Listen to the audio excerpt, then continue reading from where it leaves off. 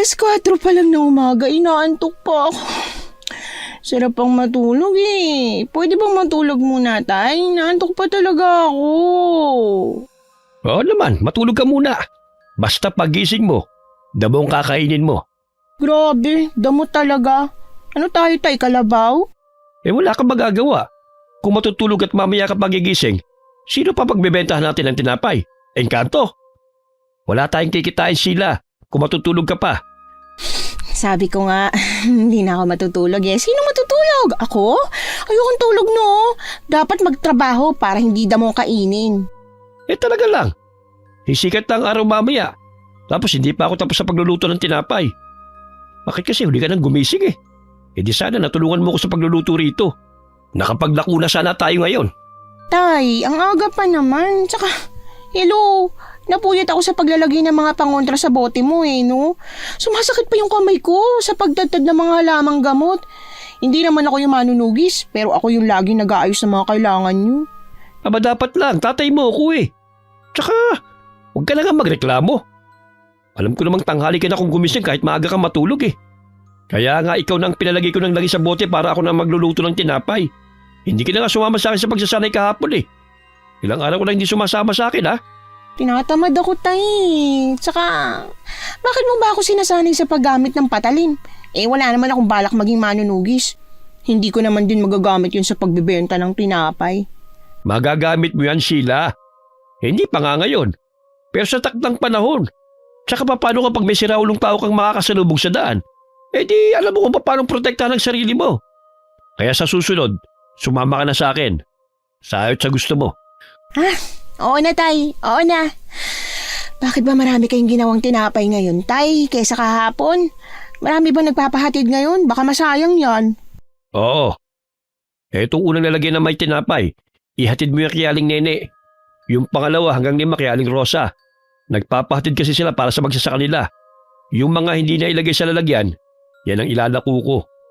Kaunti lang naman yan. Ako na maghahatid at maglalako sa iba. Mabuti na lang, medyo marami-rami yung hahatiran natin. Di masasayang yung pandesal natin ngayong umaga. At gagawa na lang tayo ulit para mamayang hapon na ilalako ng mga pandesal. Ikaw na lang ang gagawa sa pandesal, Sheila. Aalis ako mamayang hapon.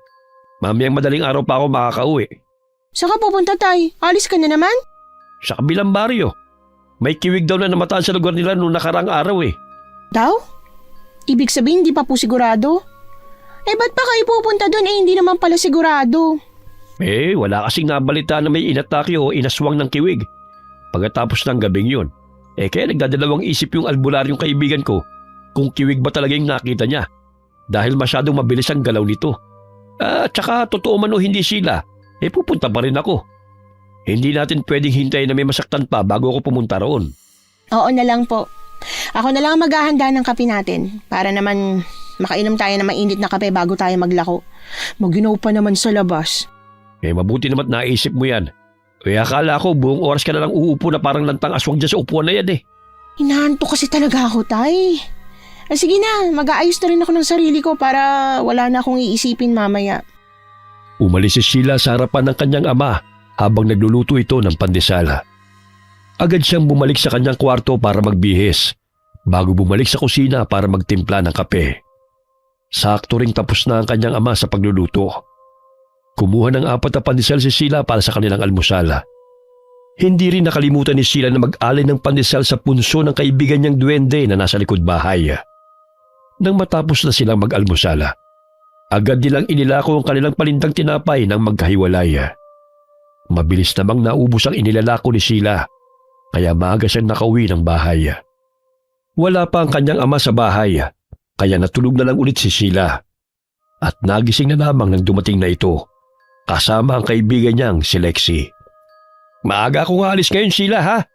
Naimbitahan ako ng kaibigan kong albularyo ko si kaarawan niya. Kaya ngayon na ako aalis. At didiretso na rin ako sa kabilang bayan dahil may kiwig daw na sumasalakay doon. Kaya bukas na ako makakauwi. Grabe, iiwan mo na ako agad, tay. Kakain ka doon ng masarap na ulam sa kaibigan mo. Tapos ako dito sa bahay, puro gulay. May pera naman dyan ah. Kung tamad kang mamalengke, hindi ka talaga makakakain ng karne. Isama mo yung kaibigan mo. Ang init-init sa labas eh. Pwede magdusa ka. Hindi ka na bata, uy. Tsaka mami, tandaan mo palagi ang binibiling ko sa'yo, ha? Huwag na huwag ka magpapagabi ng uwi. Oo na po, Tay. Isasama ko na lang si Lexi. O sige, mag-iingat kayong dalawa. Alis na ako. Sige, ingat po. Ingat po, Mang Marvin. Ako na po ang bahala sa anak nyo. Anong ginagawa mo pala dito, Lexi? Nabanggit sa akin ng anak ni Mang Marvin na ikaw lang mag-isa ngayon. Kaya sasamahan kita.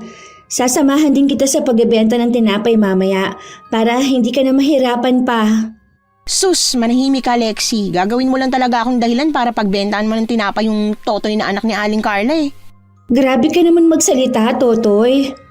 8 years lang naman tanda mo sa amin. 27 ka, 19 pa lang kami. Tsaka ayaw mo nun, may kasama ka. Mag-isip-isip ka nga, Ate Sheila. Ay bahala ka nga dyan, Lexi. Siguraduhin mong nagpaalam ka sa mga magulang mo baka hanapin ka nun. Tapos na. Tsaka oo nga pala, Ate Sheila. Magpapakita ba sa atin yung kaibigan mong duwende? Gusto kong makita anong itsura nila o kahit anong boses man lang. Aba malay ko. Hindi pa naman nagpaparamdam sa akin ng duwending yun. Matagal-tagal na rin nung huling nagpakita sa akin yun. Nakakatakot ba ang itsura nila? Hindi naman masyado. Yung boses, maliit ba talaga? Malamang, alangan namang maliit sila pero boses nila pang kapre. Siyempre maliit, parang bata, ganun. Talaga? Sana naman makita ko no? Minsan nga lang magpakita sa akin. Humihiling ka pa talaga magpakita sa'yo. Tama na nga usapan. Oh, tulungan mo na lang akong maghanda ng pananghalian para makakain tayo. Hindi ako nakapag-almusal ng maayos dahil nakatulog ako. At mamaya maghahanda pa ako para dun sa paggawa ng tinapay para sa paglalako naman mamayang hapon. Sige, sige. Gusto ko rin manood at matuto paano gumawa ng tinapay. Kung ganun kilos na, magtulungan tayong dalawa. Matapos kumain ng magkaibigan, nagpahinga muna sila saglit bago inilako ang mga tinapay na niluto nila. Akala ni sila na makakauwi sila kaagad, kaya lang may tinapay pang natitira sa basket. Malapit nang gumabi. Ate Sheila, uuwi na ba tayo? Hindi ko alam, may konting tinapay pa kasi natitira sa basket natin eh. Mukhang masyado ko yatang nadamihan yung paggawa ng tinapay. Sayang naman kasi baka mapanis. Sayang yung perang nilabas namin kung dito mabebenta. Baka malugi kami imbis na madagdagan yung pera. Hala siya, napaka-OA mo naman te. Lugi agad. Kaunting tinapay na lang naman tong naiwan. Marami na kaya tayong naibenta.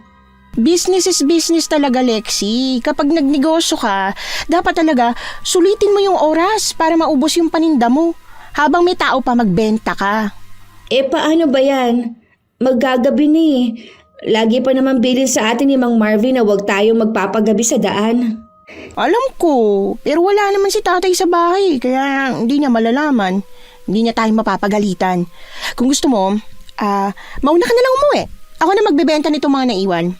Hindi pwede, no? Baka mapano ka sa daan. Baka aswangin ka o kung sinong siraulong taong makasalubong mo. Talaga lang, Lexi, Salamat sa pag-aalala. Mahal na mahal mo talaga ako, no? Kilabutan ka nga dyan sa sinasabi mo. Pero seryoso, wala pa naman akong narinig na may nagpapakitang aswang sa baryo natin. Maliban sa engkanto, kaya wala tayong dapat na ipag-alala. Baka ngayon meron na. Hoy Lexi, bibig mo! Baka magkatotoo, manahimik ka nga. Takot ka rin pala Ewan ko sa'yo. Halika na. May nakikita akong 3 bahay sa unahan. Maraming tao. Medyo mainit pa naman tong tinapay na dala natin. Baka sakaling bilhin nila. Kapag hindi nila bibilihin o hindi maubos, uwi na lang tayo. Nagbago ng desisyon ko. Sumasakit ng paa ko kakalakad. Mabuti pa, para makauwi na rin tayo. Pagod na rin ako Maghiwalay tayo. Ako dun sa 2 bahay, ikaw naman dun sa isa. Total, malapit na rin namang maubos yang sayo. Sige, sige. Bilisan mo naman maglakad. Aba Lexi, wag mo akong utusan. Mas matanda ako sa'yo, babaita ka. Oo nga, baka rayumahin ka. Aba, kuruting kaya kita. Naglakad na sila papalapit sa huling bahay na pagbebentahan nila. Laking tuwa ni Sheila na makaubo sila. Masaya sila habang papauwi. At habang naglalakad ay kumakain pa ng balot si Lexi. Nagpalibre kasi ito sa kanya at bilang pasasalamat sa kaibigan ay binilhan niya ito ng balot. Habang naglalakad sila, nakarinig sila ng malakas na iyak ng bata na parabang nasasaktan hanggang sa nawala ang boses nito. Sabay na napatingin sina Sheila at Lexi sa dating abandonadong bahay. May nakita silang babae sa nakabukas na pinto. May karga itong bata na parabang pinapatahan. Lumapit si Lexi sa bahay ng babae, kaya walang ibang nagawa si Sheila kundi ang sumunod. Hindi niya alam kung bakit biglang lumakas ang tibok ng kanyang puso at nanlamig ang kanyang katawan nang magkatitigan sila ng babae. Pakiramdam niya ay may nakikita siyang itim na usok na nakapaligid sa babae. At dahil madilim na nga, naisip ni Sheila na baka namamalikmata lamang siya. Magandang gabi po, Ale. Bagong lipat po ba kayo dito sa baryo namin? Ngayon lang po kasi namin kayo nakita eh. Kayo ba ang dating may-ari ng bahay? Ako nga po pala si Lexi. At Sheila naman po ang pangalan ng kasama ko. Ang dami mong tanong, Lexi. Kita mo namang pinapatahan ng Ali yung anak niya eh. Pagpasensyahan niyo na po tong kasama ko. Nako, wala yon. Nakakatuwa nga dahil kayo pa talagang lumapit sa akin. Hindi ko to inaasahan. Ano pong ibig ninyong sabihin, Ale? Ang ibig kong sabihin, kayo pa lamang ang nakasalumuha namin ng anak ko simula na lumipat kami rito sa bahay na ito. Ako nga pala si Allen Clay. Hindi pa ba tayo uuwi, Lexi? Ano ka ba? Saglit lang. Kinakausap pa tayo oh. Hindi magandang asal yun no. Bakit po kayo nasa labas? Mukhang nilalamig na po yung anak niyo. Gabi na, tsaka nagiging violet na ho yung kulay ng paa niya. Ganito talaga ang kulay ng paa ng anak ko. Salamat sa pag-aalala, Sheila. Papasok na rin ako. Masaya akong nakita kita. Po? Anong... Ang ibig kong sabihin, kayong dalawa. Mag-iingat kayo sa pag-uwi. Maraming salamat din po. Aalis na po kami. Mauna na po kami. Sige. Teka lang, Ate Sheila. Ano ba? Huwag mo nga akong kalat ka rin. Saglit lang naman. Ang bilis mo maglakad. Bakit ka ba nagmamadali ha? Bakit ka ba bigla-bigla na lang lumalapit tas kumakausap sa taong di mo na makilala ha? Para magpakilala. Mukha naman mabait si Allen Clay. Ano bang problema? Kanina ka pa atat na atat umuwi eh. Para kang nakakita ng aswang. Kinakabahan ako sa kanya. Hindi ko alam eh. Pero nakakatakot siyang tumingin tsaka magsalita. Yung para bang anumang oras, kakainin niya ako. Alam mo ate, tinatakot mo lang talaga ang sarili mo. Mukhang mabait naman siya. Hindi tayo sigurado. Tsaka, kita mo ba yung loob ng bahay nila? Hindi pa nalilinis mula ng ilang taong pagkaabandona. Tapos, lumipat na agad sila ng anak niya. Kaya, hindi ako sigurado Pero, parang may pasa yung bata eh. Umiiba na rin yung kulay ng balat niya. Hay nako, Ate Sheila. Manahimik ka na nga. Kilabutan ka nga dyan sa mga pinagsasabi mo. Mabuti pa, bilisan na natin sa paglalakad para makauwi na tayo. Kung ano-ano nang napapansin mo eh. Saka nagugutom na rin ako. Tumango si Sheila at binilisan na rin ang kanyang paglalakad. Tinakpan niya ang kanyang tenga nang may marinig siyang kakaibang ingay ng hayop. At tinikom na lang ang kanyang bibig dahil parang siya lamang nakakarinig noon. Iniisip niya na baka tama ang kaibigan niya. Na nag-iisip lamang siya ng kung ano-ano dahil sa mga ikinukwento ng kanyang ama. Nang makauwi sila, agad silang kumain ng hapunan matapos magluto. Siniguro ni Sheila na nakasarado ang lahat ng kanilang pinto at bintana bago sila natulog. Habang mahimbing na natutulog si Sheila katabi ni Lexi, bigla na lamang siyang nagising dahil sa nakakakilabot na panaginip at sa maliit na boses na gumigising sa kanya. Agad siyang bumangon at pupungas-pungas na idinilat ang mga mata. Hirap na hirap siyang dumilat dahil nasisilaw sa sobrang liwanag ng silid. Ilang segundo siyang pumikit bago dumilat ulit. Wala na ang liwanag at ang nakita niya ay ang kaibigang duwende. Sheila, Sheila, gising! Wamok? Anong ginagawa mo rito? Bakit ngayon ka lang nagpakita? May kailangan ka ba? Wala akong kailangan sa'yo. Pero ikaw may kailangan sa akin sa tamang panahon, Sheila. Anong pinagsasabi mo dyan? Ba't parang nananakot ka? Kinakabahan naman ako sa'yo. Minsan ka na nga lang magpakita tapos ganito pa pinagsasasabi mo. Dahil hindi lang takot at kabang mararamdaman mo sa pagkakataong to. Kailangan mo maghanda. Dahil narito na sila. Para maghasik ng kadiliman sa baring ito. Sila? Sino sila? Teka, naguguluhan na ako sa'yo, Wamok ka. Ano bang ibig mo sabihin, ha? Nandito na ang mga aswang. At kailangan mong harapin ang bagay na nakatakda sa'yo. Nakasalalay sa'yo ang buhay at kaligtasan ng mga taong nakapaligid sa'yo. Kailangan mong pigilan at buksayin ang masama nilang balak para sa kapayapaan nyo. Ha? Bakit ako? Anong alam ko sa mga ganyan? Baka nagkamali ka lang ng pinagsabihan. Teka, Wamok, ba't bigla ka nalang naglalaho? Ate Sheila, sinong kausap mo dyan? Bakit ka nagsasalita mag-isa? Yung kaibigan kong duwende. Wala ka namang kausap ha. Umalis na. Naglaho na lang bigla eh. Ano ba naman yan? Hindi ko pa naiintindihan yung mga sinasabi niya. Tapos umalis na agad siya na parang bula. Bakit ka ba kasi nagising? Umalis tuloy. Ayaw yata magpakita sa'yo. Sino namang hindi magigising? Ang ingay-ingay mo. Para kang may kaaway na engkanto. Ay nako, sumasakit ang ulo ko sa duwending yun. Marami pa akong gustong itanong sa kanya kaso bigla na lang nawala eh. Alam mo, ate, bukas mo na yan problemahin. Tingnan mo nga ang dilim-dilim pa sa labas. Matulog na tayo. Inaantok pa ako eh. Hindi ako makakatulog kung magsasalita ka dyan mag-isa, no? Tumatayo balahibo ko sa'yo. Oo na, matutulog na ako. Napabuntong hininga si Sheila nang bumalik siya sa pagkakahiga. Kahit hindi niya aminin na kinakabahan siya sa sinabi ng duwende. Dahil sa dami ng iniisip niya, hindi na niya napansin na nakatulog na pala siya at nagising na lamang ng umaga na.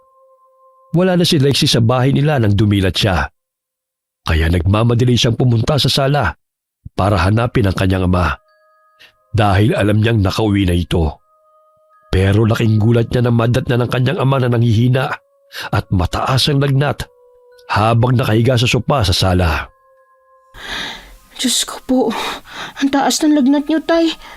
Bakit hindi niyo ako ginising para nabilang kita ng gamot?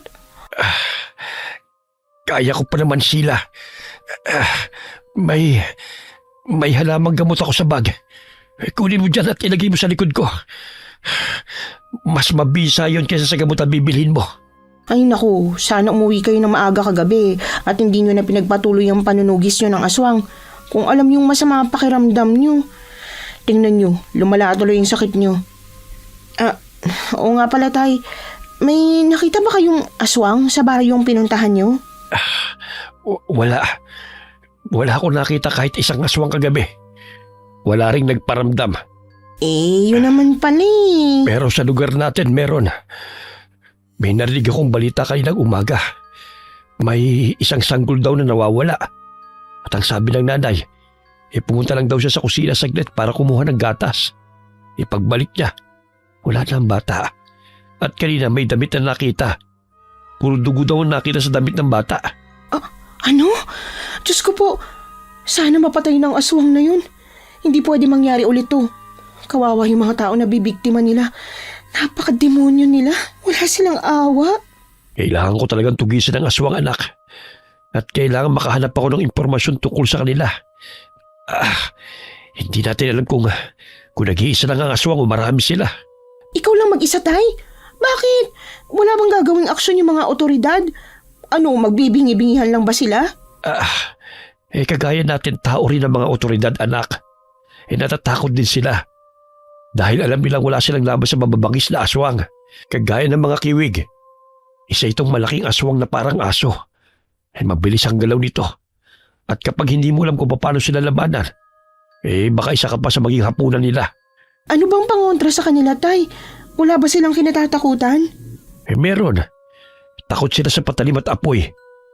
Pero kailangan mo rin mag-ingat. Dahil kagaya nga na sinabi ko, baka ikaw ang maging hapunan nila. Mukhang nakakatakot talaga mga aswang na yan ha. Mukhang tama nga yung sinasabi sa akin ni Wamok. May masamang mangyayari. Wamok? Yung kaibigan mong duwende? Nagpakita siya? Ano sinabi niya sa'yo? May masama raw na mangyayari at darating na kadiliman. Hindi ko maintindihan yung sinabi niya kagabi dahil umalis siya kaagad eh. Huwag yun na lang munang intindihin yun, Tay. Isipin nyo na lang munang kalagayan nyo. Bibili pa rin ako ng gamot kahit na may halamang gamot kayo dyan para mabilis kayong gumaling. Maglalako pa ako ng pandesal mamaya. Hindi ako nakapaglako kanina. Mag-iingat ka palagi, anak. Babawi ako kapag maayos na ang pakiramdam ko. Wag na kayo mag-alala sa akin, Tay. Kaya ko ng sarili ko.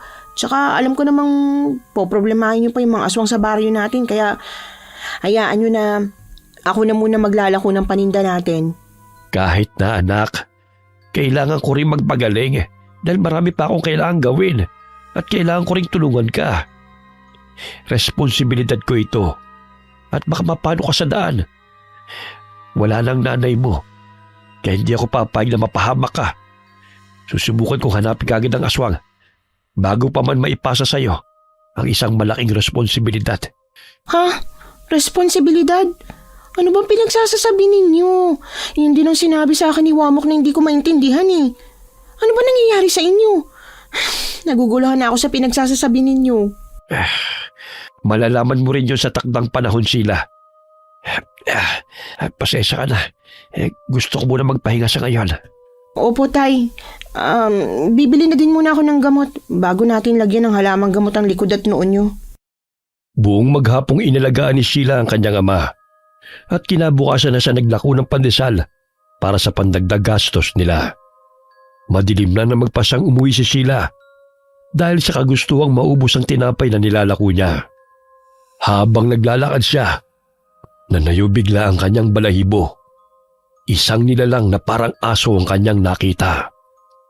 Mas malaki ang sukat ito kesa sa ordinaryong aso. Mapupula ang mga mata at may mahabang pangil. Gustong tumakbo ni Sheila at humingi ng tulong dahil sa nakita. Pero pinangungunahan siya ng takot para sa batang tangay ng aswang. Buhay pa ang bata dahil damit lamang ang kagat ng aswang. Mukhang naghahanap pa ito ng tamang lugar para kainin ang bata. Mabilis na kumuha ng malalaking bato si Sheila sa lupa at pinagbabato ang aswang. Hanggang sa mabitiwan ito ang bata at galit na tumingin sa kanya. Mabilis din kinuha ni Sheila ang patalim na laging pinapadala sa kanya ng ama at itinutok ito sa aswang. Pakialamera! Sa tingin mo ba, matatalo at matatakot mo ko sa patalim na dala mo? Masyado kang pakialamera! Pagsisisihan mong dinambahala mong hapunan ko! Sisiguraduhin kong dalawa kayo ng batang itong magiging hapunan ko! Demonyo ka! Tao kami at hindi hapunan! Wala kang puso!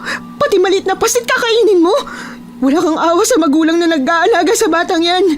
Naaawa ka sa batang ito? Pues, pwede namang ikaw ang kainin ko. Saktong-sakto, gutom na ako. Hindi ka man kasing bango ng bagong silang na bata. Sigurado naman akong mabubusog ako sa malaman mong katawan at dugo.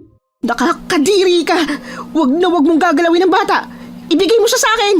Hindi ka naman bulag para hindi mo makitang hindi ko nahawak ang bata.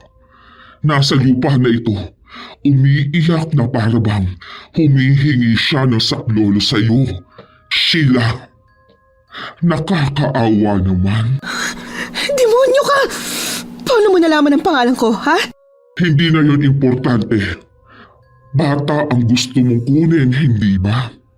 Nakakalungkot dahil bago mo pa ito makuha, sisiguraduhin kong wasak na ang laman loob mo sa mga kuko ko at isusunod ko ang batang ito dahil alam ko hindi mo siya kayang ipaglaban dahil nakikita ko ang panginginig ng kamay mo. Hindi basihan ang panginginig ng kamay ko para mapatay kita. At talagang nagtatapang-tapangan ka? Tingnan natin kung totoo nga yung sinasabi mo. Dahil nananabik ako sa dugo mo ngayong gabi. Pagbibigyan kita sa larong labanan na gusto mo. Handa na akong sipsipin ang dugo at kainin ang laman loob mo. Hindi alam ni Sheila kung ano nangyayari sa kanya. Dahil unti-unting nawawala ang takot na nararamdaman niya kanina. Inihanda ni Sheila ang patalim na hawak at laking gulat niya nang bigla itong lumiwanag. Hindi niya alam kung namamalikmata lamang ba siya dahil mabilis itong nawala nang mabitiwan niya. Dahil sa kabay mabilis niya itong pinulot kasabay ng pagtalon papunta sa kanya ng kiwig.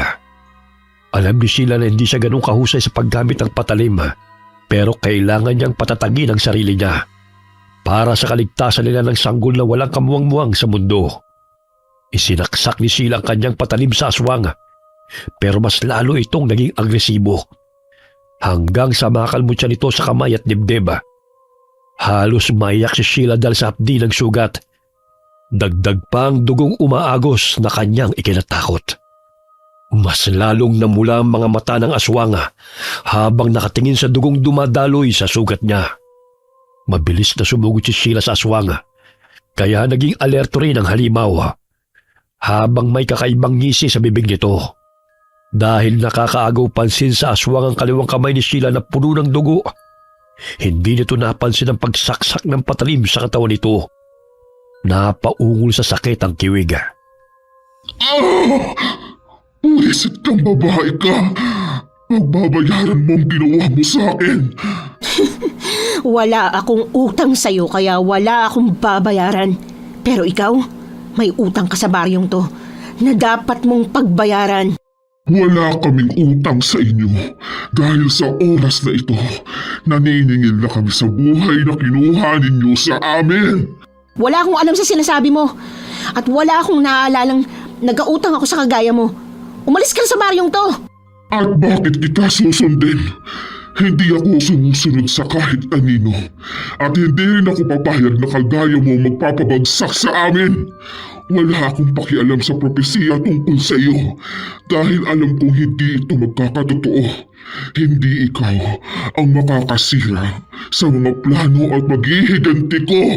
Kung may kasalanan man ang ilang tao sa baryong to sa'yo o sa kasamahan mo, huwag mong idamay ang ibang tao. Idadamay ko kung sinong gugustuhin ko. Walang makapipigil sa amin. At higit sa lahat, masarap kumain ng mga putahing sariwang tao. Nakapapanabik ang amoy ng dugo ninyo. Demonyo ka talaga! Wala akong kwentang kausap! Oo nga pala. Mukhang wala ka pang alam tungkol sa pagkatao mo. Magandang pagkakataon ito para tapusin ka. Hindi ka na dapat mabuhay pa! Hindi to pwede. Nanghihina ng katawan ko. At hindi na ako makakalaban pa kung aatake sa... Kailangan ko ng apoy. Kailangan ko ng apoy. Sigurado akong nailagay ko sa bulsa kong pansindi. Nagmamadaling hinanap ni Sheila ang posporo sa kanyang bulsa nang maalala niyang hindi niya ito naibalik sa kanyang ama habang nagluluto siya kanina. Nang mahanap niya yun mabilis na hinablot ni Sheila ang tuyong dahon ng puno ng saging. Nanginginig ang kamay niya dahil nababasa ng aswang ang galaw niya. Agad na sinindihan ni Sheila ang tuyong dahon. Takot na takot ang kiwig dahil sa apoy na ginawa ni Sheila. Kaya mabilis pang kumuha ng tuyong dahon ng dalaga. Itinaboy niya ang aswang gamit ang apoy. Kaya nabawi niya ang sanggol na nabitiwan ng halimaw. Palaki ng palaki ang apoy na ginawa ni Sheila.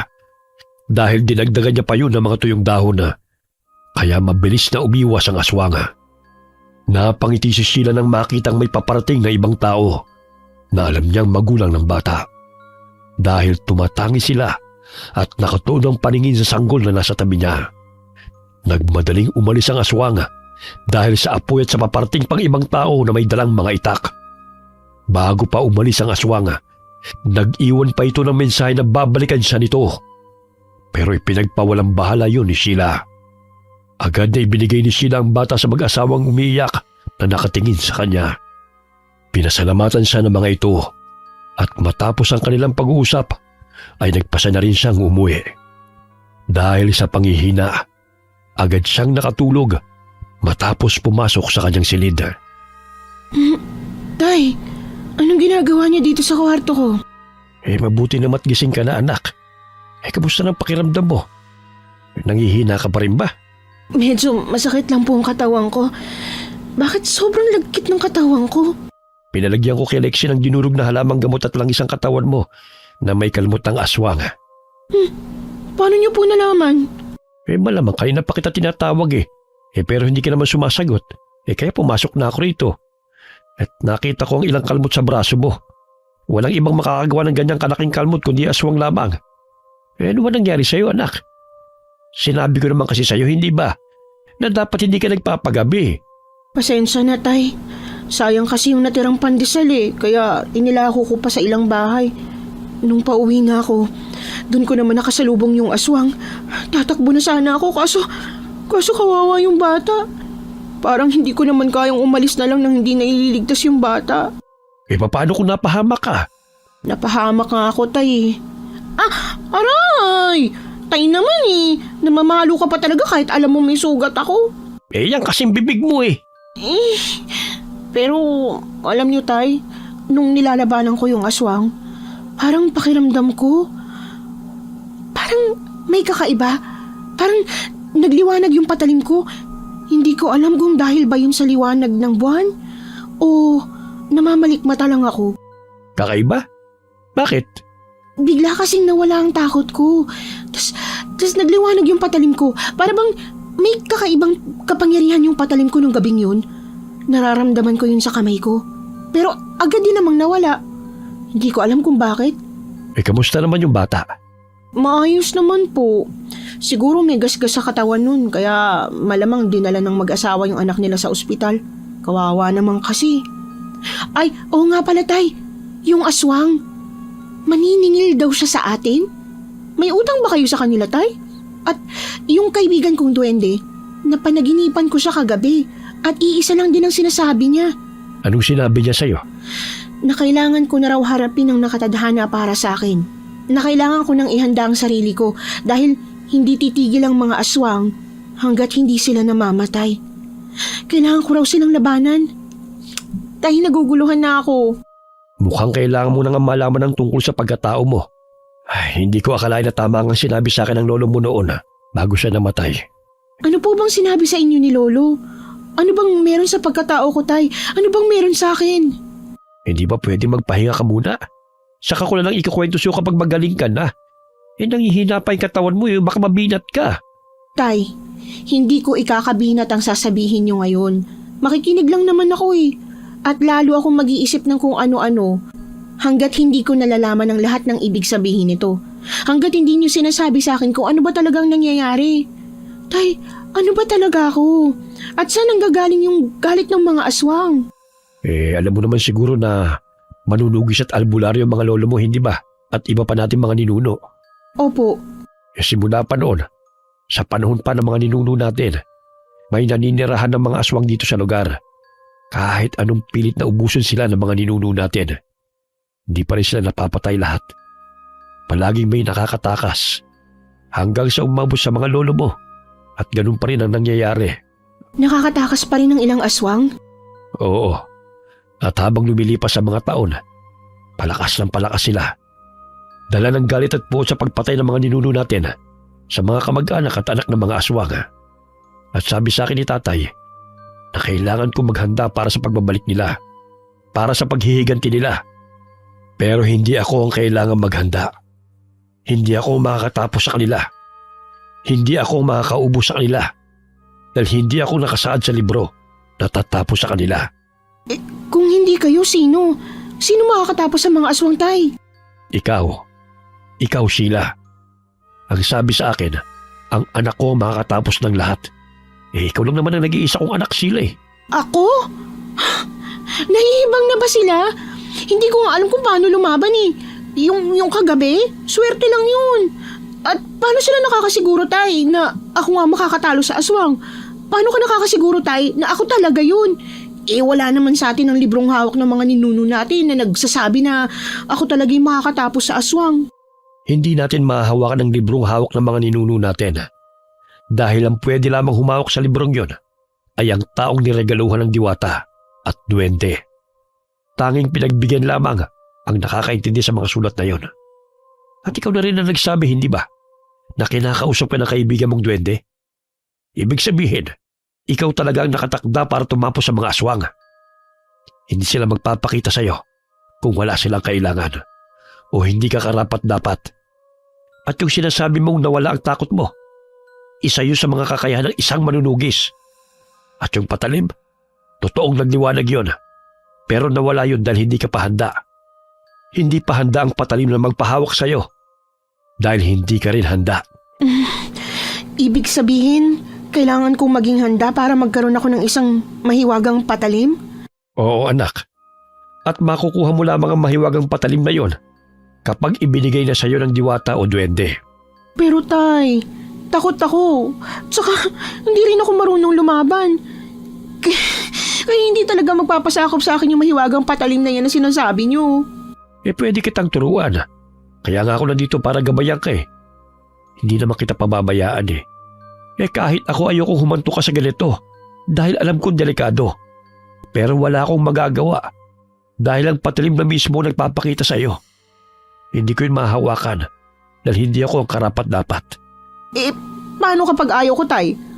Napakalaking responsibilidad to. Buhay ang pinag-uusapan dito, tay. Dahil kapag hindi ko kayang harapin at labanan ng aswang, mapapahamak ang baryong to. Mapapahamak ang ilang tao.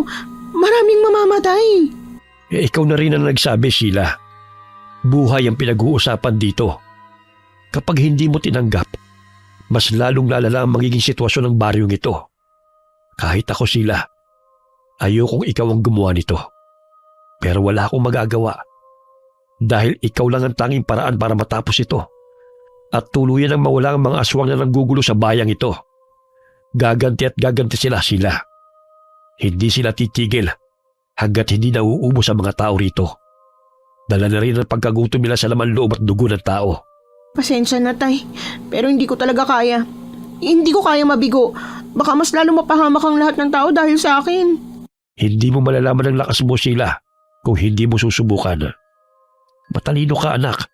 Matapang ka. Kahit na, tay. Hindi ko talaga kaya. Baka naman may ibang tao pang nakasaad sa librong sinasabi nila na makakatalo sa aswang. Naiintindihan ko, anak. Alam ko na nga kabigla ito mga sinasabi ko. At tama ka. Napakalaking responsibilidad ito para sa mga kagaya mong bata pa lamang. Pero Sheila, anak, kahit anong gawin mo, nasa iyo pa rin nakasalalay ang kaligtasan ng mga bata, matanda, at iba pang tao rito. Hayaan na kita makapag-isip. Ako munang kikilos at hahanap sa mga aswang mamayang gabi. Habang ikaw magpahinga ka rito, kailangan mo magpagaling. Alis na ako. Ikukuha kita ng pagkain mo, ha? Kaninang umaga ka pa walang kain. Tanghalian na. Salamat po, tay. Kagaya nga ng sinabi ng ama ni Sheila, hinatiran siya nito ng pagkain sa kwarto. Dahil sa pananakit ng katawan niya, buong maghapon siyang nakahiga lamang. Hanggang sumapit ang gabi. Nagising si Sheila sa kakaibang tunog sa labas ng kanilang bahay. Tatayo na sana siya sa kanyang hinihigaan. Pero napatigil at nagulat siya nang magpakita ang kaibigan niyang duwende. Sandali siyang pumikit dahil silaw sa liwanag na bumalot sa silid. Laging ganun ang senaryo sa tuwing nagpapakita ang kanyang kaibigan. Sheila! Sheila, gumising ka! Anak ng tokwa ka naman, Wamok. Bakit ka ba nagugulat, ha? At saka, anong ginagawa mo rito? Nandito ako para balaan ka at sabihin sa'yo na... Kailangan ko na maghanda at harapin ang responsibilidad na nakatadhana sa akin. Na ako ang babaeng makakapatay sa aswang, na dapat maging manunugis ako. Alam na alam ko nang sasabihin mo, Wamok. At iisa lang ang sagot ko. Ayokong maging manunugis dahil hindi ko kaya. Nadidinig mo ba yung kakaibang tunog sa labas? Yan ang papatay sa'yo. At sa mga taong nakapaligid sa'yo kapag pinangunaan ka ng takot. Nasa labas ng bahay nyo ang isa sa mga kiwig na nanggugulo sa bayang ito. Binabantayan ang galaw mo. At naghahanap ng tamang pagkakataon para patayin ka o iyong ama. Para magawa nila ang plano nila. Pero sa pagkakataong ito, ikaw lang ang mag-isa sa bahay na ito. Dahil wala rito ang ama mo. Alam din nilang tungkol sa pagkatao ko? Oo, alam na alam nila. Kaya kailangan mo mag-ingat. Dahil hindi lahat ng mga nakakasalamuha mo ay totoong tao. May iba na nagpapanggap lang at naghahanap ng pagkakataon para atakihin ka. O naghahanap ng impormasyon kung paano ka mapapasunod o mapapabagsak. At isa na rin sa gagamitin nila ay ang mga mahal mo sa buhay. Halimbawa na kaibigan mo si Lexie. Baka isang araw, malalaman mo na lang na naging hapunan na siya ng aswang. Manahimik ka nga! Baka magkatotoo pa yung sinasabi mo. Isusumpa talaga kita. Hindi ako kalaban mo, Sheila. Nagpapaalala lang ako sa'yo. At yung sinasabi ko, malaki ang tsansa mangyari yun kapag hindi ka pa kumilos. May patalim ang ama mo, hindi ba? May orasyon yun. Bakit hindi mo yun gamitin para kalabanin ang nag-iisang kiwig sa labas ng bahay nyo? Nahihibang ka na ba? Sinuwerte lang ako nung nakaraang gabi kaya nakaligtas ako at nasugatan ko yung aswang. Tsaka, hindi mo ba nakikita tong katawan ko na puno ng... Teka, nasaan ang mga kalmot ko? Pinagaling na kita, Sheila. Kayang-kaya mo ang kiwig na nasa labas. Nararamdaman ko na kayang-kaya mo siyang labanan. Dahil hindi siya ganun kalakas. Ito na ang tamang pagkakataon para dahan-dahan mo silang ubusin. At simulan mo ito sa kiwig na nasa labas na nag-aabang sa'yo. Pero nasa iyo pa rin ang huling desisyon. Kung matutulog ka ulit o lalabanan mo siya. Hindi naman ito makakapasok sa bahay niyo eh. Dahil may mga langis na pangontra ang bawat sulok ng bahay na ito. Kaya ligtas ka. Bakit kailangan ko pa ang patalim ng ama ko kung pwede naman na ibigay mo sa akin ng mahiwagang patalim para magamit ko? Gustuin ko mang ibigay sa iyo ang patalim na yon dahil may kakaibang lakas yun para madali mong mapatay ang mga kiwig. Pero wala akong magagawa dahil hindi pa magpapasakop sa iyo ang patalim. Kung palagi kang nag-aalangan, hindi mo magagamit ang kapangyarihan na yon. At talagang hindi mo yun magagamit kung hindi mo lalabanan ang takot mo. Nasa iyo sila kung pakikinggan mo sinasabi ko o hindi. Nakatulala lang si Sheila habang pinagmamasdan ang biglang paglaho ng duwende sa harapan niya. Huminga ng malalim si Sheila bago lumabas sa kanyang kwarto at pumunta sa lalagyan ng mga patalim ng kanyang ama. Mabilis na kumuha ng isang patalim si Sheila at lumabas ng kanilang bahay. Habang pinapakiramdaman niya ang paligid, naging alerto siya nang biglang may tumalo na isang aswang papunta sa kanya. Mabilis na umilag si Sheila at pilit na pinapatamaan ng aswang gamit ang patalim na hawak niya. Pero kahit anong gawin niya, nakakaiwas pa rin ito. Dahil sa inis ni Sheila, mabilis niyang kinuha ang asin sa kanilang kusina at ibinato yun sa mukha ng aswang. Agad itong napaungol sa sakit. Dahil sa pagkasunog ng mukha ng aswang, kinuha ni Sheila ang pagkakataong yun para sugurin ito. Sinaksak niya ng paulit-ulit ang aswang at laking gulat ni Sheila nang unti-unting naghilom ang sugat ng kiwig matapos itong dilaan ng halimaw. Hindi siya makapaniwala sa nasaksihan at bago pa man tuluyang nakatayo ang kiwig, napapikit si Sheila nang biglang lumiwanag ang patalim niya at nakaramdam siya ng kakaibang lakas mula rito. Kaya alam niya na ito ang katangian ng patalim na hinihingi sa duwende kanina. Hindi na nag-akasaya ng oras si Sheila at muling sinugod ang aswang. At sa isang saksak pa lang niya rito, agad na itong nawala ng buhay. Kasabay din ang pagkamatay ng kiwig, ang pagkawala ng liwanag sa patalim ni Sheila. Kaya nagmamadaling pumasok ang dalaga sa kanilang bahay at hinugasan ang kanyang kamay na puno ng dugo ng aswang habang hindi pa rin makapaniwala sa nangyari. Totoo bang nangyari kanina? Nakapatay ba talaga ako? Nagliwanag ba talaga yung patalim ko? Hindi ba ito panaginip? Anak ng tokwa, bakit nanginginig ang kamay ko? Ano nangyayari sa'yo? Bakit parang nakukonsensya ka? Anak ng tokwa ka talagang duwende ka? Hindi ka ba masaya na nakapatay ka ng isang kiwig, Sheila? Hindi ka dapat makonsensya sa pagpatay ng mga kagaya nilang masasamang aswang. Dapat magsaya ka. Dahil sa unang pagkakataon, nakapatay ka ng salot. Ito na ang simula ng buhay na nakatadhana para sa'yo. Ilang beses ko ba kailangang sabihin o ipaalala sa'yo na huwag kang basta-basta magsasalita, Wamok? Ay nako, kung may sakit lang ako sa puso, nauna mo pa akong mapatay kaysa sa mga lecheng aswang na yan eh. Ay, at saka, itong unang pagkakataon na sumaksak ako ng isang aswang, kahit baliktarin man natin ang mundo, nakapatay pa rin ako. Kaya, normal lang na manginig ako, no? Tao rin ako. May konsensya din ako. Kung ikaw may konsensya, ang aswang naman ay wala. Alam ko, Hindi mo na kailangan ipaalala sa akin. Sana nga. Oo nga pala, Wamok. Ibig bang sabihin ito? Manunugis na ako dahil nakapatay na ako ng aswang? Hindi. Kahit hindi manunugis ay kayang pumatay ng aswang. Lalo na kapag mahina ang aswang na nakaharap nila.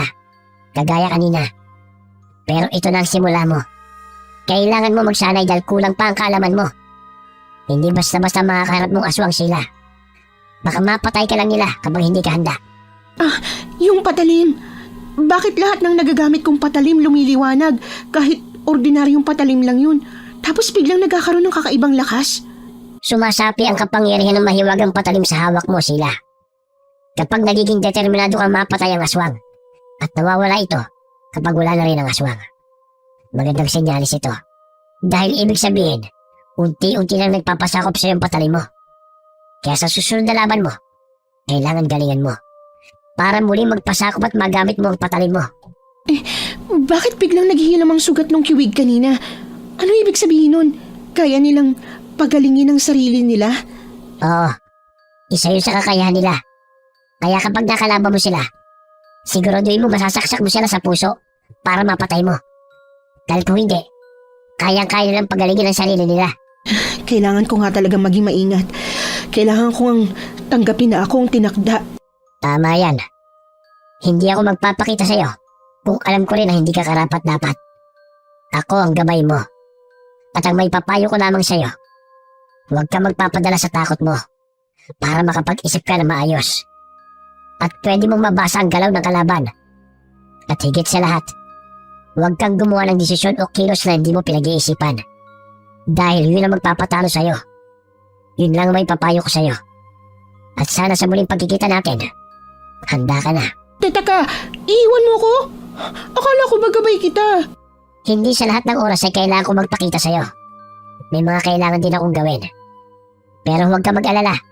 Magpapakita ako sa'yo sa oras na kailangan mo na talaga ako. At kapag handa na rin ang patalim mo na magpasakop sa'yo, ibibigay ko kagad sa'yo ito nang walang pag-aalinlangan. Oo na. Umalis ka na.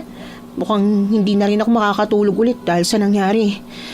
Ay, gagawa na lang ako ng pandesal para may magawa rin ako. Total, mag-uumaga na rin naman. Napangiti si Sheila nang makita ang paglaho ng duwende sa harapan niya, na para bang normal na yon para sa kanya.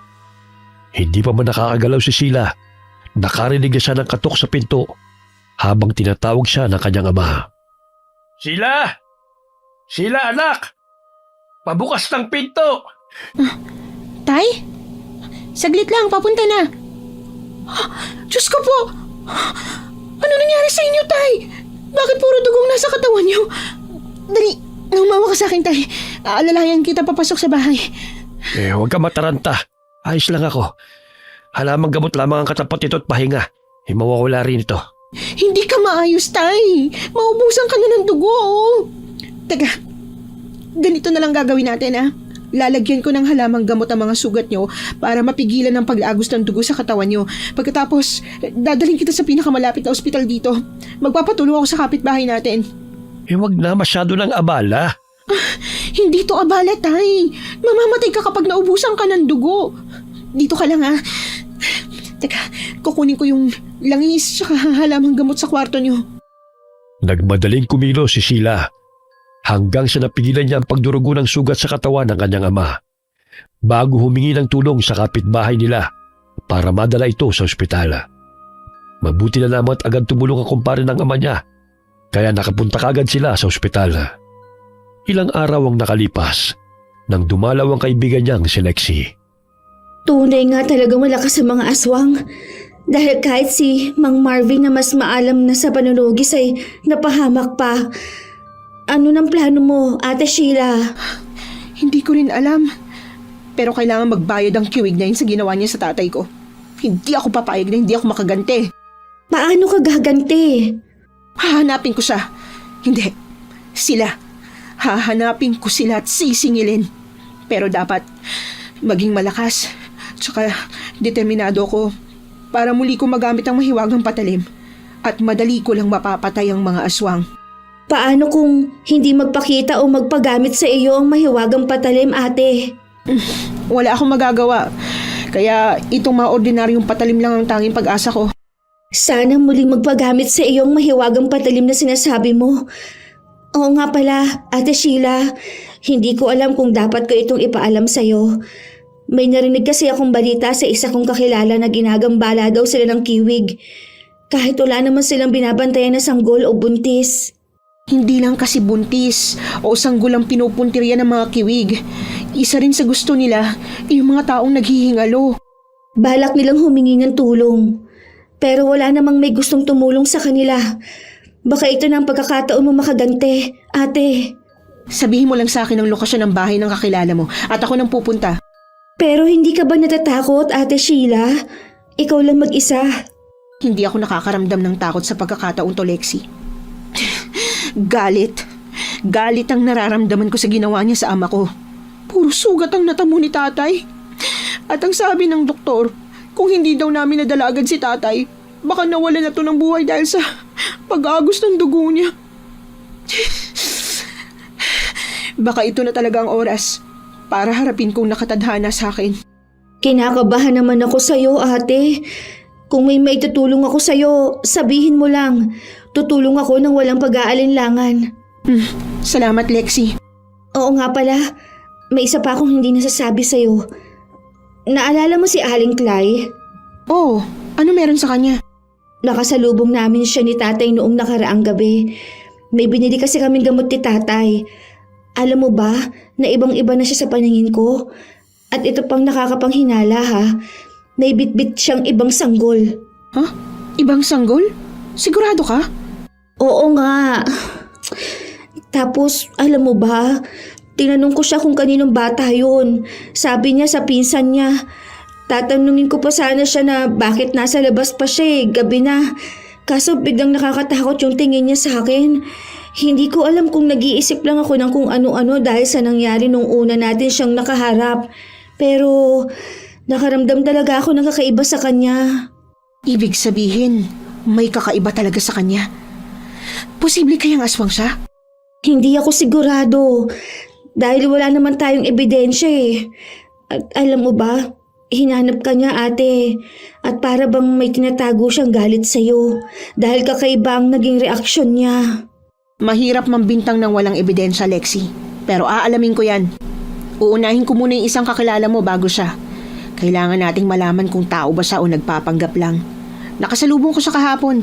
Tapos nangumusta pa nga sa lagay ni tatay.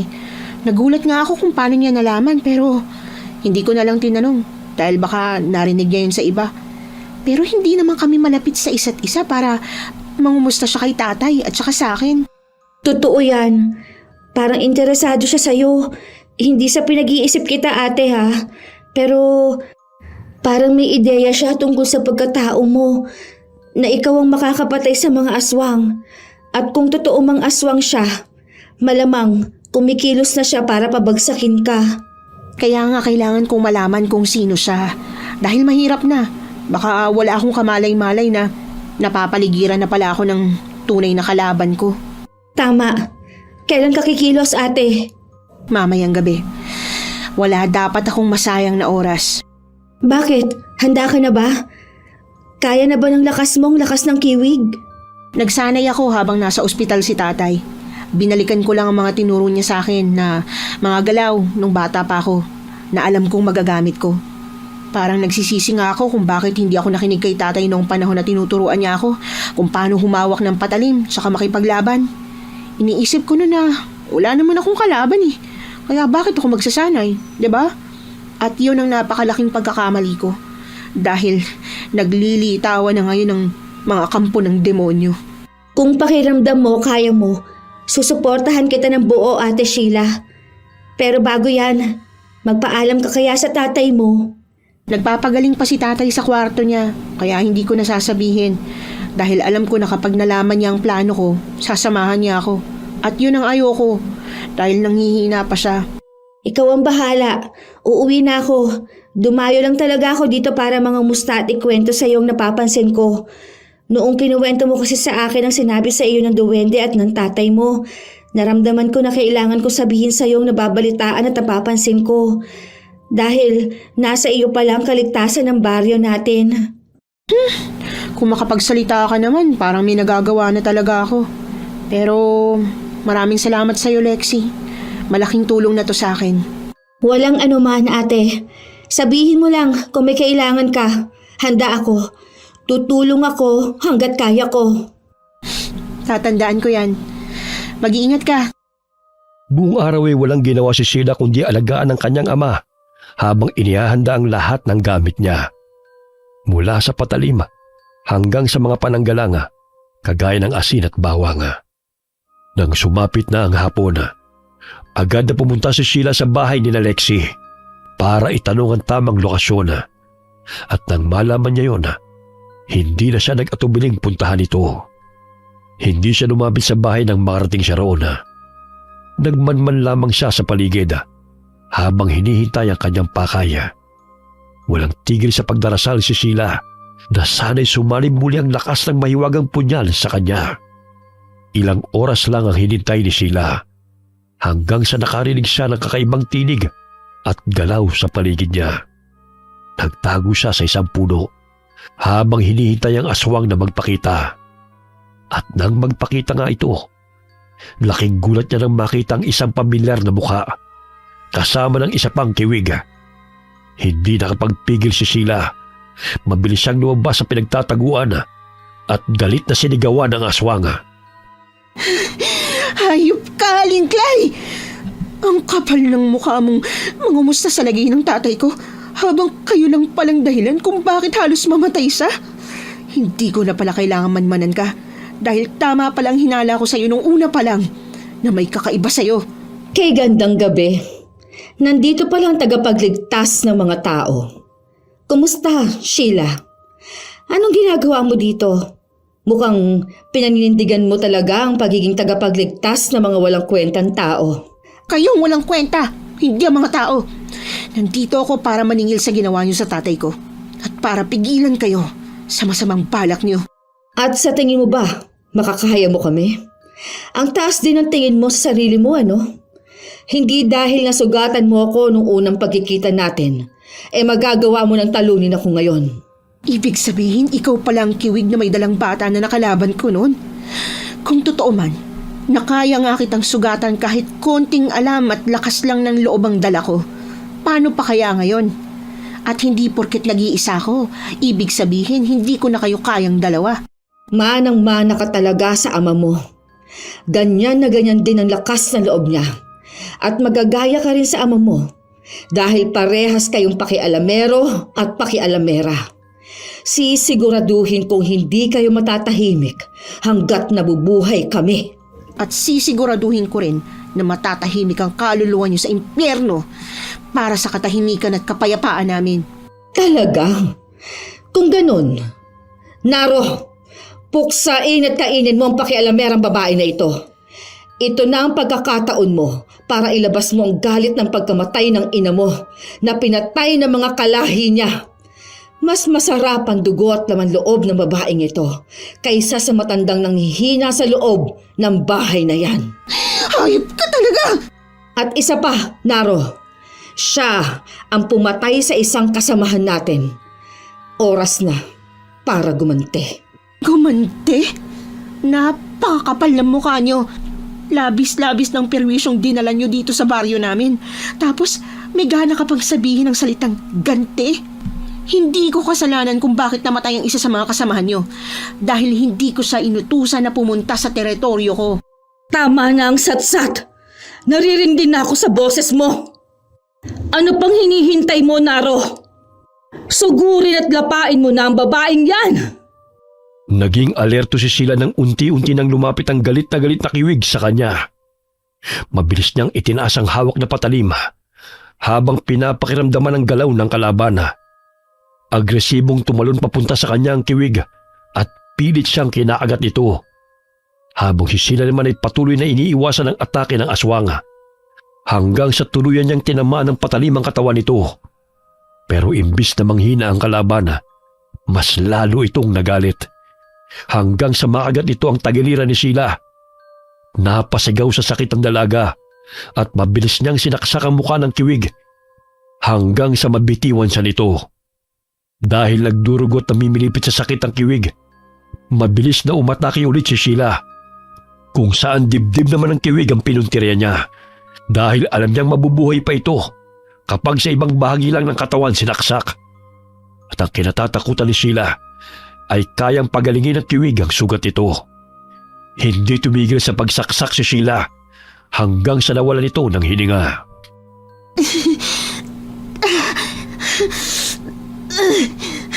Ang sakit ng katawan ko. Kaya pa ba, Sheila? Mukhang pagod ka na. Hindi pa dyan natatapos ang labanan ngayong gabi. Kung napabagsak mo si Naro, baka sa pangalawa kong kasamahan ay totoong maging hapunan ka na. May isa ka pa palang demonyong kasama. Tuso ka talaga. Ikaw ba ang pinuno nila? Kung ganun, napakamalas naman nila. Kasi wala ka naman pakialam sa kanila eh. Kung makapagsalita ka, parang hindi namatay sa harapan mo kasamahan mo. Bakit? Iniisip mo bang iiyak ako dahil natalo mo siya? Hindi naman. Dahil alam ko na wala kang awa. At akala mo ba, hindi ko napapansin na pinag-aaralan mo lang ang galaw ko? Kaya silang pinapalaban mo sa akin? Oo, may hinihintay kang ilabas kong patalim. Matalas pala ang pakiramdam mo at mabilis kang mag-isip, ha? Pero tama ka. At base sa nakikita ko sa'yo, hindi ka naman ganun kagaling. At mukhang wala pa sa iyo ang patalim. Kaya ibig sabihin, mahina ka pa. Pero nakaya kong patayin ang isa sa mga kasamahan mo. Alam mo kung bakit? Puro kasi galit ang nasa puso ninyo. Pinangungunahan kayo ng galit, kaya nauubos ng mga kasamahan mo. Huwag kang masyadong magyabang, Sheila. Dahil hindi pa dito ang totoong laban. Nasa iyo man ang patalim o wala, ako pa rin ang mananalo. Galit na tumingin si Sheila sa isa pang kiwig na lumabas mula sa likuran ni Clea na ngayon ay nakangisi sa kanya. Pinatatag ni Sheila ang kanyang loob, lalo na at parang walang balak na magpagamit at sumanib sa kanyang patalima ang kapangyarihan nito. Kahit may kaunting distansya si Sheila kay Clea, ramdam pa rin niya ang kakaibang galit sa mga ngiti ng babae. Hindi nagdalawang isip na sumalubong si Sheila sa papanapit na kiwig at bago pa sila naglaban, mabilis na kinuha ng dalaga ang asin sa kanyang bulsa at inihagis yun sa mukha ni Clea. Mabilis na iniwasan ni Clea ang asin. Ngunit may ilang asin pa rin ang tumama sa mukha at katawan nito, dahilan ng pagkalapnos ng kanyang balat. Ganon din ang ginawa ni Sheila sa isa pang kalaban. Pero dahil naubos na ang dala niyang asin, kailangan niyang lumaban gamit ang lakas. Sabay na sumugod ang dalawang kiwig kay Sheila. Unang pinatay ni Sheila ang kasama ni Clea na kiwig gamit ang isang bawang na ipinasok niya sa bibig nito matapos siyang kagatin. Determinado si Sheila na mapatay ang kiwig na kalaban niya, kaya hindi na siya tumigil sa pagsugod. Hayop ka, Sheila! Pagbabayaran mo ang ginawa mo sa katawan ko! Habang tumatagal, mas lalong lumalaki ang galit ko sa'yo! Wala akong pakialam. Parehas lang tayo nasasaktan at nahihirapan ngayon. Hindi ako papayag na hindi kita mapapatay. Bakit hindi mo nalang kami hayaan na kumain ng tao? Kahit bayad nyo na lang ng mga ninuno ninyo sa pagpatay sa kasamahan namin! Nababaliw ka na ba? Hindi mo ba naiisip yung mga nanay na nawalan ng anak dahil kinain mo? Hindi ako magbabayad ng utang na hindi naman sa akin. At higit sa lahat, wala kaming utang sa'yo. Sa inyo, dahil masasama kayo. Kaya dapat lang na mamatay ang kasamahan ninyo. Inosente ang anak ko, Sheila! Wala siyang alam sa nangyayari sa mundo, pero pinatay pa rin siya ng mga kalahi mo. Hindi mo alam kung gaano kasakit para sa akin ang nangyari. Kaya dapat lang naman nangil ako sa iba. Walang sino man sa atin ang dapat maging masaya. Sinisisi mo sa ibang taong kasalanan ng ibang tao? Ang sabihin mo, naghahanap ka lang talaga ng taong sisisihin sa pagkamatay ng anak mo at dinadahilan mo lang ang anak mong namatay para kumain ng ibang tao. At kung tutuusin, kasalanan mo kung bakit namatay ang anak mo. Dahil masama kang ina. Walang hiya kang babae ka! Wala kang karapatang sabihin sa akin yan. Kalahi mo ang dapat sisihin. Ikaw ang dapat sisihin. Kayo dapat ng mga kasamahan mo. Dahil kung hindi kayo kumakain ng tao at naging masama, hindi kayo tutugisin ng kasamahan ko. at hindi mamamatay ang mga anak at kalahi ninyo. Hindi! Hindi! Kayo ang dapat nasisihin! Impakta ka! Huwag ka na magpanggap pa. Sigurado talaga akong dinadahilan mo lang yan para gumawa ka ng masama eh. Kahit anong rason pang sabihin mo, kung bakit ginagawa mo to, hindi pa rin magbabago ang tingin ko sa inyo. Mga kampon pa rin ng demonyo. Sabihin mo na kung anong sasabihin mo. Pero kagaya mo, hindi rin ako titigil hanggang sa magdusa at mapuno ng takot ang baryo na ito. Kung ganon, dapat ka nang mamatay. Huwag mong kakalimutan na tuso ako. Kaya mo nga sinabi yan. Kaya mag-iingat ka, Sheila. Kahit sugatan si Sheila, pinilit pa rin niyang tumayo ng matuwid habang hinahanda ang kanyang patalima. Nakatitig siya sa nasusunog na mukha ni Clya na ngayon ay nasa anyong kiwig na. Dahan-dahan na gumalaw ang aswang hanggang sa sumugod na ito kay Sheila. Pilit na iniiwasan ng dalaga ang aswang hanggang siya naman ang sumugod dito. Agad din niyang binulot ang patalima at isinaksak sa tiyan ng kiwig dahilan ng pag-atungan nito sa sakit. Galit na binangga siya ng kiwig at halos mahilo si Sheila nang tumama ang kanyang ulo sa bato. Gusto niyang bumangon para tapusin ang kalaban niyang nanghihina na. Pero laking gulat niya nang may dumating ulit na isang kiwig at binangga siya ng sobrang lakas dahilan ng pagdilim ng kanyang paningin. Nagising na lamang sana nasa loob na siya ng kanyang kwarto. Bumukas ang pintuan at iniluwanon ang kanyang ama. Aray, ang sakit ng ulo ko. Huwag mo muna kasing piliting bumangon. Kagagamot lang ng albularyo sa sugat mo sa ulo, pati na rin dyan sa katawan mo. Paano ako napunta dito, Tay? Ang huling naaalala ko, nasa labanan ako. Tapos nagdilim yung paningin ko dahil sa lakas ng pagkakabangga sa akin ng aswang. Nung nawalan ka ng malay, dumating ako. Kundi baka napahama ka na. Hindi ka man lang nagpaalam sa akin. Pasensya na, Tay. Nag-aalala kasi ako sa kalagayan niyo eh. Nag-aalala ka sa akin pero sa kaligtasan mo, hindi. Anak ng towa ka naman, bata ka. Gusto kong gumanti. Tsaka, gusto kong iligtas yung pamilyang ginugulo ng aswang. Tsaka, teka, paano niyo nalaman kung nasan ako? At di ba dapat nagpapahinga kayo? Mahimbing ako natutulog ng mapanaginipan kong isang duwende. Hindi ko alam kung yun ba yung kaibigan mo. At sinabi niya nasa panganib ka. Kaya nagmamadali akong pumasok sa kwarto mo. Kasi akala ko nandun ka lang. Pero wala ka nga. Kaya labis-labis ang kaba ko. Tapos, paano kayo napunta doon? Pinuntahan ko si Lexi. Nagbabaka sakali akong alam niya kung nasaan ka. Mabuti lang talaga't gising pa siya. Tinuro niya sa akin kung saan ka pumunta. Yung aswang, Tay, nasan? Pareho silang nakaligtas. Nang namataan ng kiwig ang presensya ko, nagmadali niyang tinulungan ng kasama niya at tumakas sila. Hindi ko na sinundan dahil nakita kong wala kang malay. Hayop na Clay yun. Mamamatay na sana siya kung hindi dumating yung kasama niya. Clay? Yun ba ang pangalan ng isang kiwig? Oo, Tay. Hayop na babaeng yun. Siya yung kumain nung nawawalang bata. Gusto ko siyang patayin tsaka pagbayarin sa kasalanan niya. Kagaya ng ginawa ko sa kasama niya. Pero masyado ako naging mahina, Tay. Kaya nakatakas siya. Sila ng mga kasama niya. Hindi ka mahina, anak. Tingnan mo nga, nakaya mong pabagis ka ng kasama niya ng ikaw lamang. Ngayon alam ko na kung bakit nakatadhana ka rin maging manunugis. Dahil sa tapang mo, anak. Kaya huwag kang panghinaan ng loob. Ang nangyari kagabi, simula pa lang ng laban. May susunod pa. At sisiguruhin natin na sa susunod na laban, tayo ang mananalo. Kasama mo ko sa laban na ito, anak. Hindi ka nag-iisa. Anong gagawin natin, Tay? Kapag hindi pa natin sila napatay, sigurado kung may mabibiktima na naman sila. Kumilos na ako, anak. At alam ko na kung saan ang kuta nila. Kaya hindi na natin kailangang hanapin sila. Nalaman mo, Tay? Paano? Nagpatulong ako sa kaibigan kong albularyo. Kaya halos hindi na ako nakakauwi ng gabi noon. At yung mga nakarang araw, habang nagmamanman ako sa gubat, doon ko nakita ang kuta nila. Kung ganun, susugurin natin sila sa pinagtataguan nila. Parang ganun na nga. Para walang madamay ng ibang tao. Mahihirapan tayong gumalaw kapag may ibang tao. Pero bago yun, Kailangan muna natin maging malakas dahil hindi natin alam kung ilan ang aswang na natitira at kailangan mo na rin magpagaling para maisagawa na natin ang plano natin.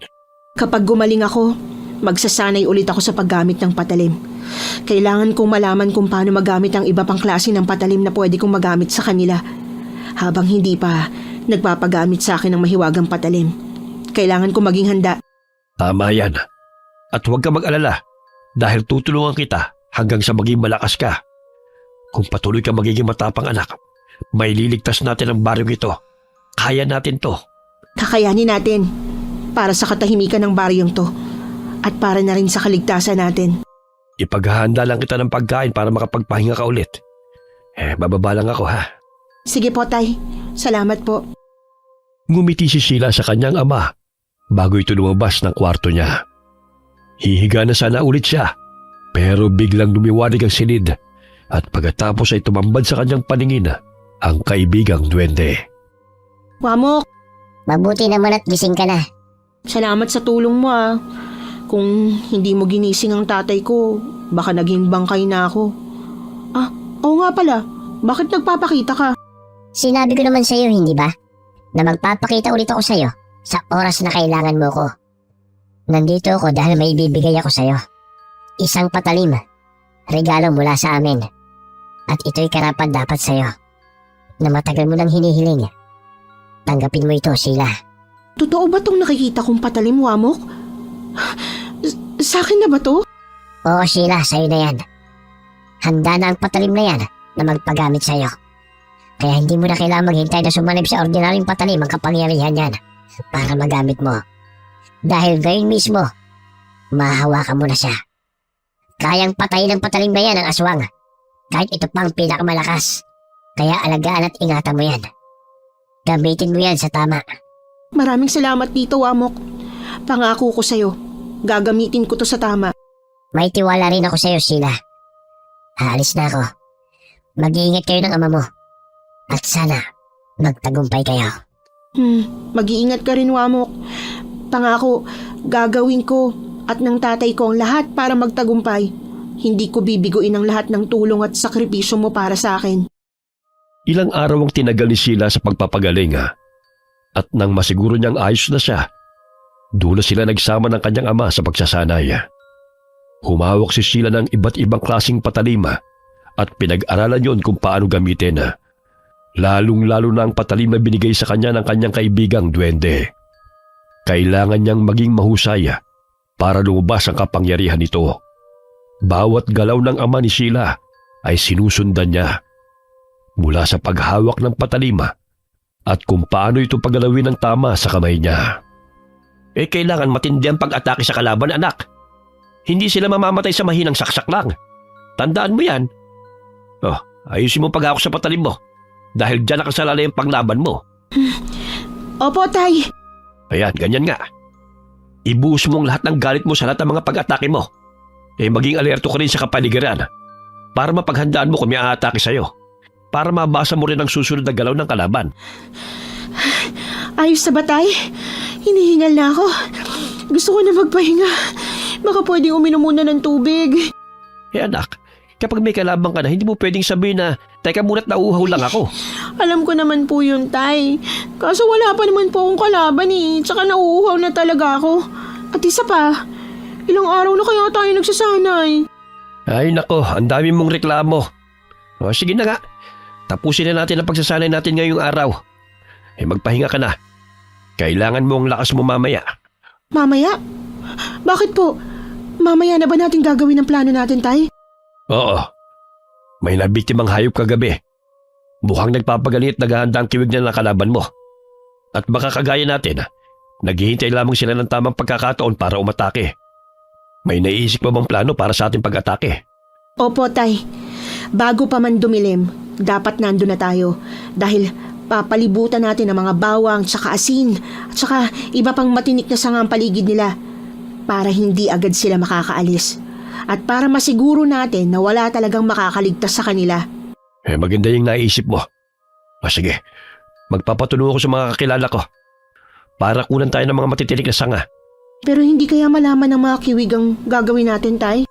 Sa tingin ko hindi. dahil mahina sila tuwing umaga. Ang iba sa kanila nananatili lang sa bahay nila dahil hindi nila kakayanin ang liwanag. Yung mga malalakas na kiwig lang ang may kakayahang lumabas tuwing umaga. Kung ganun, ituloy natin ang plano ko. Oo, ako nang bahala. Salamat, Tay. Dahil umalis ang ama ni Sheila para sa pagkuha ng mga halamang matitinik at iba pang gagamitin, siya naman ang naghanda ng asin at mga bawang. Buong maghapon silang naghanda at bago pa gumabi, siniguro nila na napapalibutan na ng mga halamang matitinik, asin at bawang ang paligid. Habang naghihintay na gumabi, ilang minuto na lang sila, magagabi na at lalabas na ang tunay na anyo nila. Ito na ang laban na dapat nating ipanalo. Kaya mag-iingat ka, ha? Huwag mo akong alalahanin, Tay. Baka makalimutan mong protektahan ang sarili mo dahil sa pag-aalala sa akin. Siyempre anak kita. Kaya normal lamang na mag-alala ko sa'yo. Gagawin ko po ang lahat, Tay, para sabay tayo makaalis ng ligtas sa gubat na to. Magtulungan tayo. Kaya po natin to. Tama ka. Kakayanin natin. Tumidilim na ang paligid. Ako sa kanan, ikaw naman sa kaliwa. Sumigaw ka lang ng malakas kapag kailangan mong tulong ko, ha? Pupuntahan ka agad kita. Tatandaan ko yan, Tay. Tayo na po. Inihanda ni Sheila ang kanyang patalim na bigay sa kanya ng duwende. Habang marahang naglalakad sa pwesto niya ng pabalik-balik. Maya-maya may nakita siyang dalawang kiwig na naghahanap ng paraan para hindi masaktan sa patibong na ginawa nila. At bago pa ito makaalis, sinabuyan ng asin ni Sheila ang isang kiwig sa muka, kaya nagwawala ito sa sakit. Habang yung isa naman ay umatake sa kanya, hindi nagdalawang isip si Sheila na ibaon sa dibdib ng aswang ang kanyang nagliliwanag na patalima nang sumugod ito sa kanya.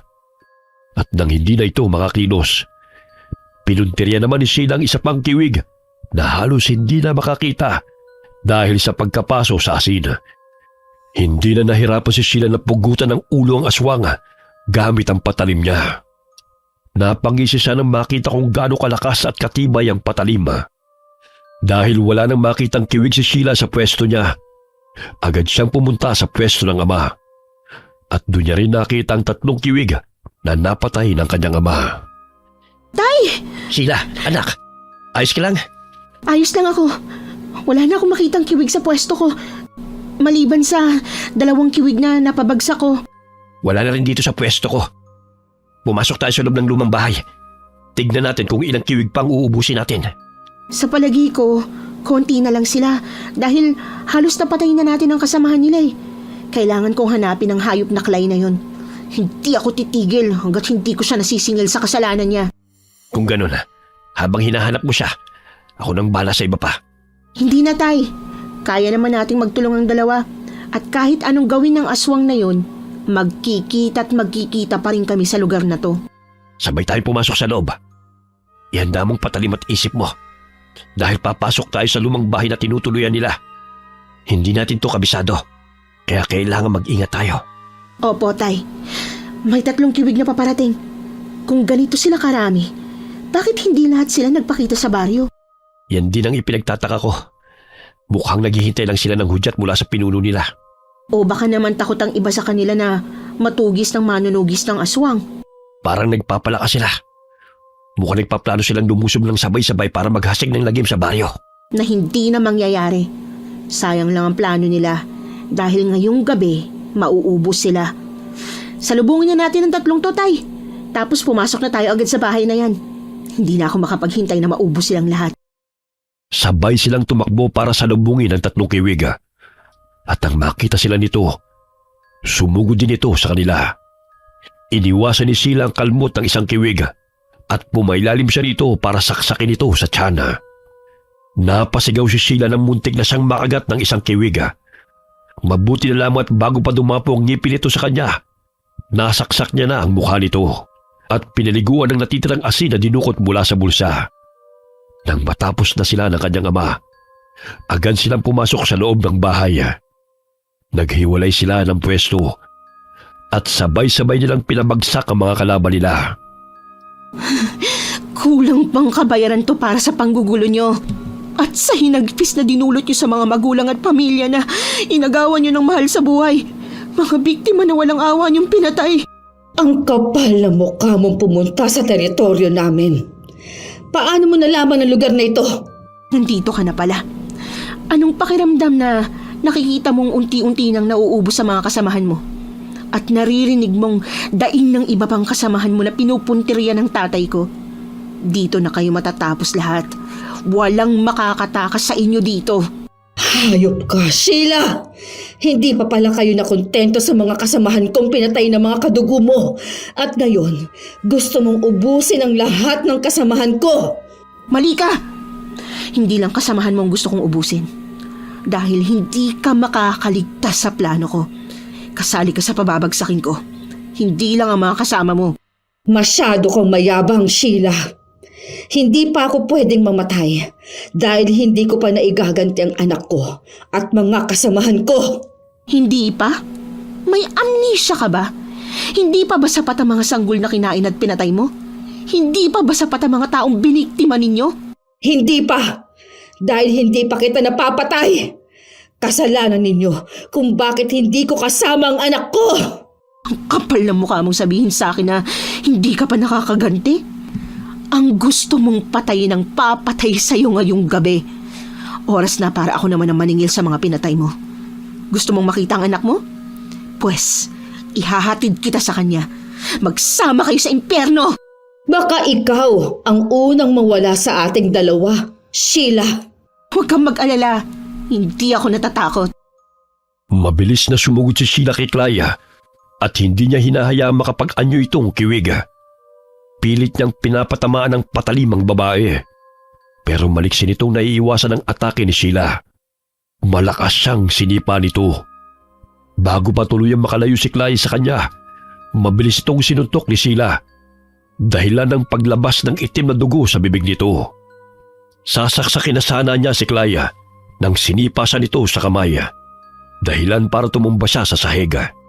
Napasigaw sa sakit si Sheila nang bumawod sa leeg niya ang mahabang kuko ng babae. Buong lakas na sinipa ni Sheila si Clya hanggang sa makawala siya rito. Ano, Sheila?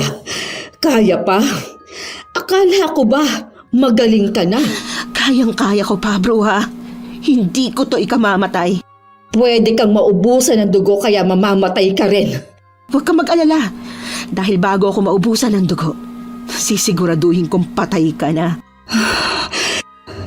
Mataas talaga ang tingin mo sa sarili mo, ano? May pinagmanahan lang. At may kayang ipagmayabang din. Tapusin na natin to. Wala na akong gana makipag-usap at makipagtalo pa sa'yo. Hindi ko na masikmurang kausapin ang alagad ng demonyo. Parehas lang tayo, Sheila. Hindi na ako natutuwa sa'yo. Hindi rin ako nagpapatawa. Kaya tama lang na tapusin na kita. Agad na nag-anyong kiwig ang galit na si Clya, kaya hindi nagdalawang isip si Sheila na pulutin ang kanyang patalima na kanyang nabitiwan. Mabilis na sumugod ang aswang sa kanya, kaya iniwas-iwas ni Sheila ang kanyang patalima at tinamaan ang tagiliran ng aswang. Napangisi si Sheila nang makitang nasaktan ng aswang sa ginawa niya, kaya sumugod ulit siya rito. Inatake niya ito ng sunod-sunod hanggang sa mapahiga sa sahig ang aswang. Pero ang ngiti sa mukha ni Sheila ay nawala nang makagat ng aswang ang kanyang leeg at malakas siyang inihagi sa dingding dahilan ng pagkahilo niya. Nakita niyang balak tumakas ni Clya, kaya malakas na sumigaw si Sheila para makuha ang atensyon ng aswang. Nang lumingon ito sa kanya, ay buong lakas niyang ibinato ang nagliliwanag na patalim na ibinigay sa kanya ng duwende. At tumama ito sa dibdib ng aswang. Bumagsak ang aswang kasabay ng pagbagsak ni Sheila na nanghihina na dahil sa pagdurugo ng kanyang leeg. Nang mawala ang liwanag ng patalima, nakita niyang wala na ring buhay ang aswang. Nilapitan na siya ng kanyang ama. Natapos na rin sa pagkipaglaban sa iba pang mga aswang. Sheila, anak, ayos ka lang ba? Anong nararamdaman mo? Kaya mo pa? Nahihilot na susuka na ako, tay. Aalis na tayo rito. Dadalhin na kita sa ospital. Paano ang mga aswang? Ano nangyari sa iba pang mga aswang? Wala na sila, anak. Naubos na natin sila. Nanalo tayo. Pero kailangan kitang dalhin sa ospital. Pwede kang mamatay kapag naubusan ka ng dugo. Hindi ako papayag na mangyari yun. Kaya mo pa naman, hindi ba? Kaya ko pa naman, Tay. Tigilan lang natin ang pagdurugo ng sugat ko at magiging ayos lang ako. Damit ko nang pupunitin ko. Itapan mo dyan. Tapos humawak ka kagad sa akin, ha? Papasanin kita para makalis na tayo rito. Opo, Tay. Maraming salamat. Pero hindi pa ba kayo pagod? Kaya ko pa naman maglakad kung Hindi ako pagod, anak. Hindi ako maaaring mapagod pagdating sa'yo. Huwag ka na magsalita. Ipunin mo na lamang ang lakas mo. Kinuha muna ni Sheila ang kanyang patalim na nakatarak sa walang buhay na aswang at binudburan pa niya ito ng asina dahil sa kanyang galit. Ilang araw na nagpagaling si Sheila mula sa mga sugat na kanyang tinamo. Nakangiti naman siyang binati ng kaibigan niyang duwende nang magbakita ito sa kanya kinagabihan dahil natapos niya ang kanyang misyon. Nakiusap din ang kaibigang duwende sa kanya na huwag titigil sa pagsasanay para kung sakaling dumating ang panahon na may sumugod uli na aswang sa kanilang lugar ay bihasa na siya sa pakikipaglaban. Malugod namang tumango si Sheila at nangakong huhusayan pa niya ang pag-iensayo. Mula sa mga naranasan niya, buo na ang kanyang loob na harapin ang mga pagsubok na mangyayari sa hinaharap. Dahil kagaya ng kanyang ama, tinanggap na rin niya na isa siyang manunugis ng mga aswang. Wakas.